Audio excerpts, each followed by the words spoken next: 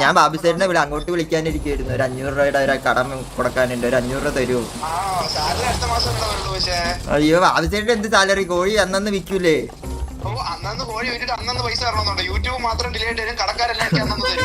ബാബുസേട്ടൻ ഒരു 500 രൂപ കേക്ക് മേടിച്ച് ഞാൻ അമ്മയ്ക്ക് ക്രിസ്മസ് ആയിട്ട് കേക്ക് ഒന്നും മേടിച്ചു കൊടുത്തില്ല. അമ്മ ഇന്നലെ എന്നോട് കരഞ്ഞു. അമ്മ ഞാൻ പറയട്ടെ, ഞാനൊന്ന് പറയട്ടെ.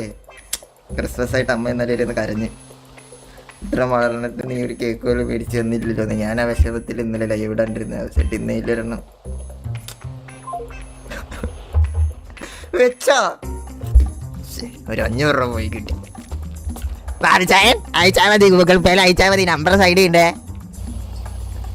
ബാബുസേട്ട് thank you for the 500 rupees GPay. അത്രയുള്ള ബാബുസേട്ട്. ഇന്ന് അമ്മയ്ക്ക് ബാബുസേട്ടിന്റെ വക കേക്ക്, ഞാൻ ബാബുസേട്ടിന്റെ പേര് എഴുതി വെക്കും. ഹാപ്പി ക്രിസ്മസ് ബൈ ബാബുസേട്ട് എന്ന് എഴുതി ഞാൻ ഇന്ന് അമ്മയ്ക്ക് 150 രൂപയുടെ ഒരു പ്ലം കേക്ക് ഞാൻ മേടിച്ച് കൊടുത്തില്ലെങ്കിൽ നാളെ ഞാനിവിടെ ലൈവ് ചെയ്യില്ല.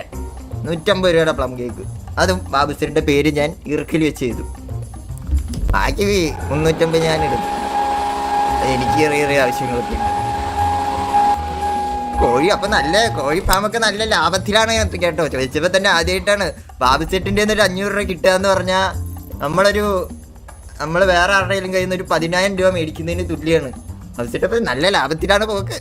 ഇടയ്ക്ക് വിളിക്കാം കേട്ടോ.